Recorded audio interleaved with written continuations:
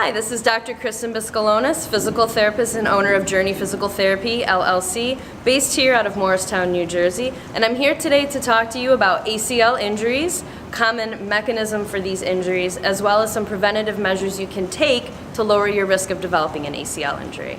Welcome back. Thank you for joining myself and Kevin after our ACL injury prevention podcast and video tutorial. What we're going to go through now are 3 common exercises, very basic, that you can do to work on those areas of weakness so that you can help prevent that risk of ACL injury and to make sure you have proper body mechanics. First thing is a TheraBand. All you need to do is get one of these from your physical therapist, online at Amazon. So first one is a basic side step. I'm going to hand the band to Kevin. This is going to go around both ankles. Okay. So there's a couple of variations to this exercise. If you're a beginner, what you want to do is have the band up closer to your knees. It's a smaller lever arm, less resistance. If that's too easy for you, put it back down by your ankles. If that's too easy for you, you can actually take the loop off and crisscross it. So what this exercise is going to do is work on your hip abductors, which is one of the weak areas that can cause that valgus collapse with improper landing mechanics. So by strengthening up those glutes, it's going to bring you into a more proper alignment. So what Kevin is going to do with this band is get into a nice mini squat position. Perfect. And staying in that position, he's going to sidestep, keeping tension on the band. Perfect. Perfect. So you can do this for a distance of maybe 10 steps to the right, 10 steps to the left. That counts as 1 repetition. Do a series of 3 to 5 repetitions depending on how you feel. If you do it the right way, you'll definitely feel it along those hips. Perfect. So that's exercise number 1.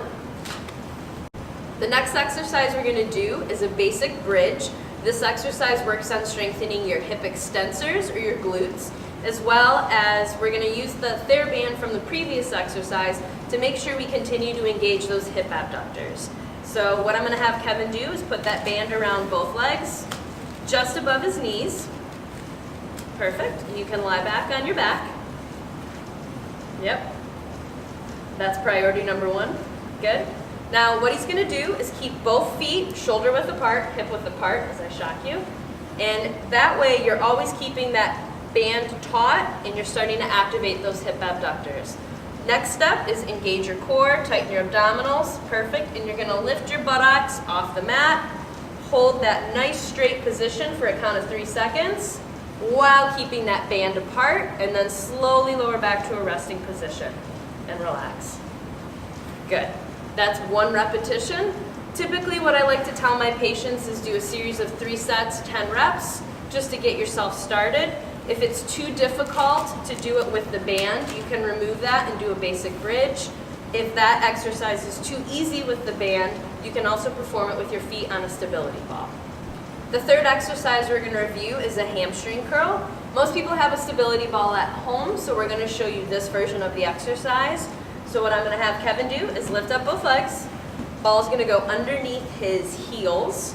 And we're going to go through 2 variations of this exercise. So the simplest way to engage your hamstrings is you're going to apply downward pressure through both feet. That's going to activate those hamstrings nice and tight. And then keeping that downward pressure, you're going to bend both knees together up towards your chest, rolling the ball up. And again, the harder you push down into the ball, the more it's going to activate your hamstrings. And then slowly bring it back down while maintaining that downward pressure. Feel that? Good. Okay, so that's the easy version of this exercise, or the most basic version of this exercise. If this is not challenging enough for you, what you can do is incorporate a bridge, which was our previous exercise, into this motion. So we'll show that variation now. So I'm going to have Kevin apply that downward pressure, but this time it's going to be enough pressure that he's actually lifting into a bridge. While maintaining that bridge, I'm going to have you roll that ball up, knees to chest. Excellent.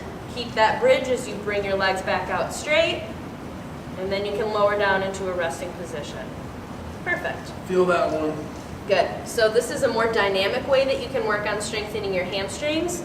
Typical rule of thumb, again, is 3 sets of 10 repetitions. Give yourself an adequate rest break between so that you allow some muscle recovery. If you do not have access to a stability ball at home and you are a gym member, using a hamstring curl machine also targets that same muscle group. And if you don't have access to that, but you have some free weights lying around at the house, ankle weights, you can place those around your ankles. I'm going to take this out and just let you roll onto your stomach. Yep, and then pretending you have those weights on your ankles. Exactly, you can do single leg hamstring curls.